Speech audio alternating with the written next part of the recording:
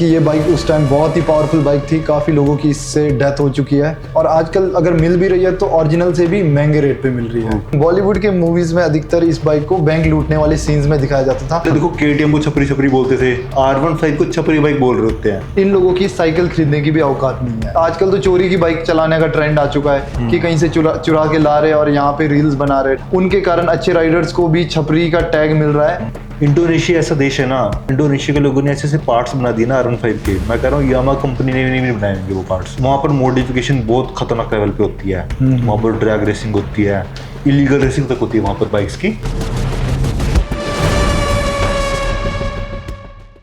So hey guys, welcome to our channel. तो आपकी काफ़ी डिमांड पे हम लेके आए हैं लॉन्ग पॉडकास्ट। और जो अपने भाई बाइक लवर्स है, ठीक है, वीडियो को पहले ही लाइक कर दे, आपके लिए काफ़ी ऑसम कंटेंट है। और आज हमारे साथ है नेगी मोटो व्लॉग्स 181 और मैं हूँ पिक्सल बाइकर। Hello guys. तो नेगी भाई, पहले ये बता भाई, जो यामा की RD350 है, इसके आज भी इंटरनेट पे इतने चर्चे क्यों हैं भाई? क्योंकि ये बाइक जब 1983 में लॉन्च हुई थी ना, तो आप सोचो ये ट्विन सिलेंडर 350 सीसी की बाइक थी। तो सोचो जब कोई ये बाइक लेके रोड पे निकलता हो ना, तो उसका ऑरा क्या होना। ये तो है। तो सोचो 350 सीसी 1983 में। तो मैंने तो काफ़ी सुना है कि ये बाइक उस टाइम बहुत ही पावरफुल बाइक थी, काफ़ी लोगों की इससे डेथ हो चुकी है। तो आपने सुना भी होगा ये विडो मेकर के नाम से बदनाम भी हुई थी, क्योंकि ये बाइक का पावर ज़्यादा होने के कारण हैंडलिंग, मतलब लोग हैंडल नहीं कर पाते थे। और आपको पता है उस टाइम इस प्रकार के आजकल जैसे ब्रेक्स है वैसे भी नहीं थे, जैसे ABS है वैसे उस टाइम थे भी नहीं। तो ब्रेकिंग इतना अच्छा था नहीं, पावर ज़्यादा था, ठीक है, इस कारण मतलब बड़ी दिक्कत आई थी। तो अमृत भाई, आपको पता होना कि ये बाइक आज के टाइम में बहुत ही रेयर है और आजकल अगर मिल भी रही है तो ओरिजिनल से भी महंगे रेट पे मिल रही है। तो मतलब आज ये आप ऐसे कह सकते हैं कि लोगों ने कलेक्शन की तरह रखा हुआ है। ओके, पार्ट्स वगैरह इसके महंगे होते हैं। पार्ट्स बहुत महंगे हैं, लोग इंपोर्ट करा के ला रहे हैं। जो इसकी साउंड है वो आजकल की बाइक से बहुत अलग है, मैंने सुना है। हाँ, क्योंकि 2 स्ट्रोक इंजन था और आजकल जैसे आप 10R से साउंड सुनते हो ना, उस टाइम ये RD350 अगर कहीं रोड पे चलते हुए देखोगे ना, तो आपको लगेगा कि कोई सुपर बाइक चल रही है। इस लेवल का इसका साउंड है। भैया कभी चलाने का मौका मिला इस बाइक को? हाँ, अभी मतलब चंडीगढ़ के अंदर है, यहाँ पे कुछ लोग हैं जिन्होंने कलेक्शन रखी हुई है RX100 और RD350। तो उन्होंने एक बार लाया था पार्क में 42 के लेक पे, तो वहां पे चलाने का मौका मिला था, तो बहुत ही जबरदस्त लगी मुझे। और मैंने तो मूवीज तक में देखा है कि ज्यादातर जो चोर होते थे ना उस टाइम पे वो बैंक वगैरह लूटते थे, मतलब सीन वगैरह जो आता था ना बॉलीवुड का। बॉलीवुड के मूवीज में अधिकतर इस बाइक को बैंक लूटने वाले सीन्स में दिखाया जाता था। बैंक लूटने वाले सीन में दिखाते इसलिए थे क्योंकि ये पावरफुल बहुत थी। तो पुलिस के पास 100 या 150 सीसी की बाइक होती थी और ये 350 ट्विन सिलेंडर, तो आप सोच ही सकते हो क्या पावर होनी। ये तो है। तो अमृतपाल भाई, जैसे पल्सर 220 है, आपने भी रखी है, लोग इसके इतने फैन क्यों हैं? एक्चुअली ये जो बाइक है ना, ये 90s किड्स की फेवरेट बाइक थी एक टाइम पे। 2007 में ये लॉन्च हुई थी। उस टाइम जो ये लुक थी ना यार, उस टाइम ये लुक ना टाइम से बहुत आगे की लुक थी। सही बोल रहा हूँ। जब भी रोड पे कहीं 220 चलती थी ना, हम तो उस टाइम बहुत छोटे होते थे, हम तो पागल होते थे बाइक देखे कि क्या यार, तो 220 एकदम बाय करनी है। और इस बाइक को ना इंडिया की फास्टेस्ट बाइक का भी अवार्ड मिल चुका है, खिताब मिल चुका है इसे। एक स्टंट मेनिया शो आता था है ना, स्टंट मेनिया शो में ना पल्सर को बहुत ज्यादा है ना पोर्ट्रे किया गया एज अ स्टंट बाइक। और इस बाइक ने लोगों को बताया कि स्टंट सिर्फ ना एक खराब चीज नहीं है, कि स्पोर्ट्स है, इसमें लोग करियर बना सकते हैं। तो स्टंट मेनिया शो ने ये लोगों को बताया, एजुकेट किया कि इंडिया में स्टंट का भी है ना एक आप करियर बना सकते हो। वर्ल्ड वाइड तो इसकी बहुत ज्यादा अपॉर्चुनिटीज है, इंडिया में तो काफी लोग बदनाम करते हैं स्टंट को, बट अगर आप इसे एज अ स्पोर्ट्स चुनो, एज अ करियर चुनो, तो इसमें बहुत स्कोप है। और जो पल्सर है ना, इसने यंग जनरेशन को टारगेट किया, इनको एजुकेट किया कि भाई स्पोर्ट्स क्या होती है, स्पोर्ट्स बाइक क्या होती है। और 220 जो ऐसी थी ना बाइक, उस टाइम पल्सर 150 और 180 आती थी, तो उनका बड़ा भाई थी ये। हाँ, पीछे से पूरी नॉर्मल पल्सर लगती थी, बट जो आगे इसका फेस था ना, एकदम हैवी सा, बल्कि सा, सुपर बाइक वाला, बिग बाइक वाला फील देता था। और उस टाइम ये जो है काफ़ी है ना अफोर्डेबल प्राइस में इतनी बढ़िया पावर ऑफर कर रही थी। और 220 जो है ना चलाने में भी ना बहुत अच्छी बाइक है। अगर आप हैंडलिंग की बात करो, इसकी लुक्स की बात करो, इसके जो पार्ट्स और है ना सर्विस है, बहुत काफ़ी ना इजी टू इंस्टॉल थी। तो पल्सर 220 ना और काफ़ी लोगों की ड्रीम बाइक थी, जो लोग लेने के बारे में सोचते थे कि इसके दिन बाय करेंगे। काफ़ी लोगों ने बाय की, मेरा भी ड्रीम थी, मैंने भी एक टाइम पे बाय की। उसका जो चलाने का फील है वो काफ़ी अलग लेवल का है। और जो एक टाइम पे रोड प्रेजेंस थी ना इसकी, वो मैं जानता हूँ, जहाँ कहीं से भी बाइक को लेके निकलता था ना मैं लोग दिखते थे, तो वहीं पर पैसे वसूल हो जाते थे। पल्सर 220 जो है ना, देखो ये बाइक ऐसी है ना, एक टाइम पे बजाज ने इसे डिसकंटिन्यू कर दिया था। हाँ हाँ हाँ। डिसकंटिन्यू कर दिया था, और इंटरनेट के ऊपर लोगों ने इतने कमेंट किए, इतने फॉर्म्स थे ना ऑनलाइन, लोगों ने भरा कि ये बाइक दोबारा वापस चाहिए। एक बार तो ना पल्सर ने, बजाज ने एक बाइक लॉन्च की थी F250 के नाम से। वो एक्चुअली ना पल्सर 220 का अपडेट वर्जन था, कि पल्सर 220 को बंद करके ना बजाज एक बड़ा पल्सर 220 लेके आई थी 250 के नाम से। हाँ हाँ हाँ। तो क्या हुआ कि ना वो बाइक, अब लोगों को तो प्यार था 220 से, तो लोगों ने 220 को ही वापस मांगा कि भाई हमें 220 वापस चाहिए। और 250 जो बाइक आई थी F250, उसको बजाज को डिसकंटिन्यू करना पड़ा, और 220 दोबारा मार्केट में वापस आई। और इसके जो सेल्स फिगर है, देखो इसके जो फैंस है ना, वो आज भी से बाय करते हैं। मैंने तो ये लोग देखे हैं, ऐसे लोग देखे हैं कि जिन्होंने 220 को बेचने के बाद दोबारा 220 बाय किया है। और एक मेरा फ्रेंड है, उसके पास 3 220 है। अच्छा। वो बंदा ये कह रहा है कि भाई मुझे 220 पे इतना भरोसा है ना कि मैं चौथी बाइक भी यही बाइक बाय करूंगा। और 220 देखो है ऐसी बाइक ना, इसे लेजेंडरी बाइक ऐसी नहीं बोला जाता। अब 2026 चल रहा है, 2027 तक इस बाइक को 20 साल हो जाएंगे। अभी तक इसकी लुक में कोई मेजर अपडेट नहीं है। स्टिकर अपडेट होते हैं, हल्के फुल्के LED अपडेट होते हैं, ठीक है। लोग इसको ऐसी ही पसंद करते हैं, हल्के फुल्के इसको अपडेट की जरूरत है। बट एक लेजेंडरी जो खिताब है ना, ये बाइक जीत चुकी है। काफी बाइक्स आई और गई। इसकी कॉम्पिटिटर की बाइक्स है अगर हम बात करें, उनके अपडेट वर्जन आ गए, पर 220 देखो कभी नहीं बदली। तो जैसे मार्वल की मूवीज होती है ना, इतने सारे स्पाइडरमैन आ गए, बट आज तक वॉल्वरिन एक ही है। तो वही बातचीत है, इतने सारे सुपर हीरो आए और गए, पर 220 वही की वही है। और जहां पर भी देखो बाइकर्स लोग बैठ के बातें करते हैं ना, वहां 220 की देखो हमेशा बात होती है। तो इस बाइक के ऊपर तो देखो मैं कहता हूँ मूवी बन सकती है, और साउथ की मूवीज में ये बाइक बहुत यूज हुई है। अगर आप मूवीज देखोगे ना साउथ की, तो साउथ में इसकी फैन फॉलोइंग 220 की और भी ज्यादा है। अगर आप फैन पेजेस चेक करोगे तो वो ये 220 को लोगों ने प्यार किया है बहुत ज्यादा, और इसकी अलग ही लेगेसी है।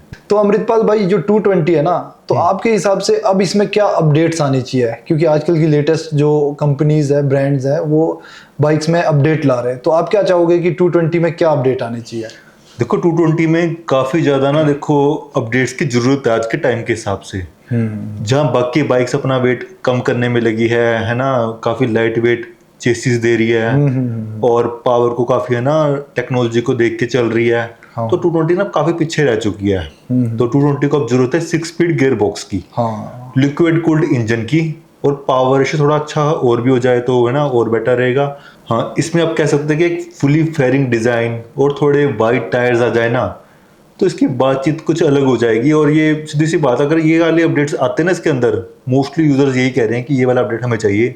और ये अपडेट अगर आ गया ना, तो बाकी बाइक्स के लिए बहुत मुश्किल हो जाएगा सर्वाइव करना। ये तो है, मतलब बजाज की लेगेसी हो जाएगी। ये तो है। तो निग्गी भाई, मैंने तेरा भी इंस्टाग्राम देखा, और मेरे इंस्टाग्राम पे भी इतने NS200 के कमेंट आते हैं। भाई मैंने तो ऑन की नहीं वाली बाइक, तूने ऑन किया, चलाई भी है काफी है ना, तो इसके बारे में बता यार, इसमें ऐसा क्या है यार जो लोग इसे इतना पसंद करते हैं? तो मैं तेरे को अमृत बताना चाहूंगा कि मेरे लाइफ की जो फर्स्ट बाइक थी ना, वो NS200 थी। तो मेरे पास तो वैसे भी BS3 वर्जन थी। तूने देखा ही हो ना कि उसका जो येलो कलर आया था ना, वो बहुत ही फेमस हुआ था। वो बम्बल बी से इंस्पायर्ड था। और जो NS200 में जो इंजन आता है ना, वो ड्यूक 200 में जो आता है वो सेम है। अगर तू ड्यूक के पार्ट्स खोल के देखेगा, अगर उसे क्लच प्लेट देखेगा ना, वो NS200 के ही है। और मेरे पास अभी RC है, RC में मैंने जो क्लच प्लेट डलवाए वो NS200 के ही डलवाया है। अच्छा। तो ये चीज है। कोई भी मेरा फ्रेंड जो स्टंट राइडिंग में अभी करियर बना रहा है ना, वो हर बंदा NS200 को ही प्रायोरिटी दे रहा है, क्योंकि NS200 बनी रेसिंग के लिए है। और जो उसने NS200 ने ही बताया कि नेक्ड वर्जन क्या होता है। जो इसकी बॉडी है वो काफ़ी स्लिम सा है, और मतलब कि स्ट्रीट में बहुत ही अच्छे से हैंडल होती है। जो इसकी हैंडलिंग है बहुत ही स्मूथ हैंडलिंग है। और इसका जो 6 स्पीड लिक्विड कूल्ड इंजन है ना, वो NS को सबसे डिफरेंट बनाता है। जब बजाज ने ये बाइक मार्केट में लॉन्च की थी ना, इसने बहुत से बाइक्स की मार्केट खराब कर दी थी। और अमृत भाई, इस बाइक को ना 10 साल हो गए, और मुझे तो लगता है कि इस बाइक को कोई अपडेट की जरूरत ही नहीं है, क्योंकि ये बाइक को लोग ऐसे ही बहुत पसंद कर रहे हैं। और ऊपर से ये बाइक बिल्कुल बजट में आती है, और वैसे भी बजाज का तो इंडिया में नाम ही वैसे भी चलता है। ये तो है। तो अमृतपाल भाई, आजकल आपको पता है कि यंगस्टर के बीच में एक ही नाम चल रहा है, वो है यामाहा R15। तो आप तो ओन भी करते हो, तो आपने क्यों लिया, क्या इसके फीचर्स है, थोड़ा सा आप ऑडियंस को बताओ। एक्चुअली देखो, जो R15 है ना, ये अपनी बड़ी सिबलिंग्स को देख के बनी है। यामाहा ने सबसे पहले सुपर बाइक्स बनाई थी, तो उन्हीं को धीरे धीरे छोटा किया, उन्हीं से प्रॉपर डीएनए लिया। यामा की R1 आई 1000 सीसी की बाइक, फिर R6 आई 600 सीसी 4 सिलेंडर, फिर R3 आई।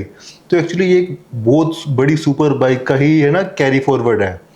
तो वहीं से R15 जो है ना, ये इसके अंदर सिर्फ इंजन 155 सीसी का है, बट अगर आप इसकी क्वालिटी की बात करें, इसकी लुक्स की बात करें, इसके एरोडायनेमिक्स की बात करें, ये सब के सब एक सुपर बाइक जो आप मानो 20-25 लाख की बाइक है उससे इंस्पायर्ड है। तभी करके ना ये रोड पे अलग ही दिखती है। जब R15 का वर्जन 1 आया था ना, आई थिंक 2008 में आया था, और उस टाइम जब ये बाइक रोड पे खड़ी होती थी ना, लोग देख के मतलब हैरान होते थे, यार ये क्या बाइक है। उसमें काफ़ी यूनिक कलर्स आते थे, आई थिंक येलो आता था, एक ब्लू आता था, और इसकी जो आंखें थी वो यार एकदम काफ़ी ज़्यादा एग्रेसिव, प्रॉपर सुपर बाइक वाली फील देती थी। तो उस टाइम जो 90s किड्स थे उनका तो ड्रीम ही बन गया थे भाई एक बार ये वाली बाइक बाय करनी है। और उस टाइम पे भी ना ये बाइक नॉर्मल बाइक से काफ़ी एक्सपेंसिव थी, क्योंकि उस टाइम पे जो टेक्नोलॉजी दे रही थी ना, उस टाइम पे liquid cool 6 speed gear box, आज के टाइम पे तो एक्सपेंसिव है ही, और उस टाइम पे भी काफ़ी एक्सपेंसिव था। बट लोगों ने है ना अपनी ड्रीम अचीव की, वो बाइक बाय की। और धीरे धीरे यामा जो है ना कंपनी, ये ना बहुत ज़्यादा लोगों के जो फीडबैक्स होते हैं इनको सीरियस लेती है कि लोगों को नेक्स्ट वर्जन में क्या चाहिए। फिर वर्जन 2 आई थिंक वो अब तक की सबसे एग्रेसिव दिखने वाली R15 है। मुझे तो कभी कभी वो V4 से भी अच्छी लगती है वर्जन 2।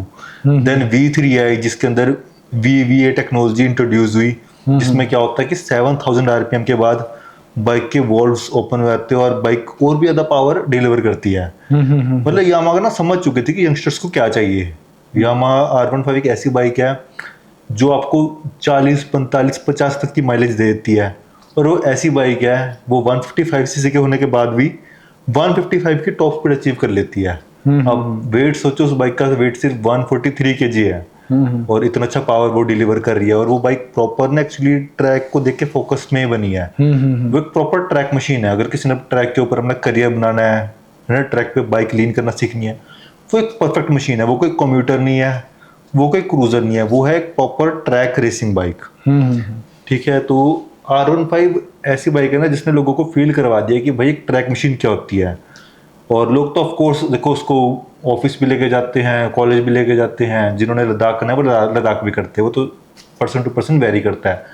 और इसका इंजन जो जैपनीज इंजन होते हैं ना, आप देखोगे हमेशा ये रिलायबल होते हैं नॉर्मल अपने जर्मन के इंजन से और इंडियन इंजन से, क्योंकि जैपनीज अलग ही एक तरह का है ना, काफ़ी ड्यूरेबल इंजन बनाते हैं। तो लोगों ने इसको हर तरह से पसंद किया। जो भी सेगमेंट है ना, अगर आप लुक्स की बात करें, पावर की बात करें, फीचर्स की बात करें, अफोर्डेबिलिटी की बात करें, तो सब में खरी उतरती है। तो लोग इसीलिए पसंद करते हैं। फिर एक्चुअली मेरा भी एक टाइम पे ड्रीम बन गया कि R15 बाय करनी है। फिर मैंने वर्जन 4 बाय की थी, और मैं देखो काफ़ी सेटिस्फाइड था उस बाइक से, मुझे कोई शिकायत नहीं थी। R15 है ना, देखो वो एकदम टेंशन फ्री होने वाली बाइक है। एक्चुअली यामा की बात करें, यामा ब्रांड ऐसा है ना, मतलब टेंशन फ्री हो जाता है बंदा उसे बाय करने के बाद। तो R15 की ऐसी बात है। और उसमें सबसे ज़्यादा अच्छी बात है कि मॉडिफिकेशंस। इंडोनेशिया ऐसा देश है ना, इंडोनेशिया के लोगों ने ऐसे ऐसे पार्ट्स बना दिए ना R15 के, मैं कह रहा हूँ यामा कंपनी ने नहीं बनाएंगे वो पार्ट्स। इंडोनेशिया ऐसी कंट्री है ना, वहाँ पर यामा की ये छोटी बाइक है ना, काफ़ी बड़ी, काफ़ी मतलब वहाँ पर महंगाई है, तो काफ़ी है ना हाई, अमीर बंदा ही अफोर्ड कर पाता है वहाँ पे। और वहाँ पर मॉडिफिकेशन बहुत खतरनाक लेवल पे होती है। वहाँ पर ड्रैग रेसिंग होती है, इलीगल रेसिंग तक होती है वहाँ पर, बाइक्स की शर्तें लगाते हैं वहाँ पे लोग। तो वहाँ के लोगों ने यामा R15 के हर एक वर्जन में खतरनाक से खतरनाक मॉडिफिकेशन कर रखी है। आपने देखा होगा एक इंडोनेशियन वाइजर आया था, उसका नाम इंडोनेशियन वाइजर इसीलिए क्योंकि सबसे पहले इंडोनेशिया के लोगों ने वो वाइजर बनाया था। उसे लगाने के बाद बाइक की एरोडायनामिक्स और भी अच्छी हो जाती है, लुक भी एनहांस हो लुक भी काफी एनहांस हो जाती है, एकदम बल्कि सी हो जाती है। और वहाँ के लोगों ने इसकी प्रॉपर बॉडी किट बना रखी है। मतलब आप एक R15 खरीदो 150 सीसी की बाइक, और उसको आप ऐसा बना सकते हो कि भाई वो 1000 सीसी की लगेगी। 1000 सीसी की बाइक में उसके सामने शर्मा जाएगी, वो इतनी खतरनाक बन जाती है बनाने को। तो R15 की यही बात है कि लोग इसे बहुत प्यार करते हैं, और ये बाइक ऐसी है ना, लोगों को है ना वापस प्यार ही देती है, कभी धोखा नहीं देती, इतनी रिलायबल इसका इंजन रहता है। तो वही है, इसीलिए लोग इसे बहुत ज़्यादा पसंद करते हैं।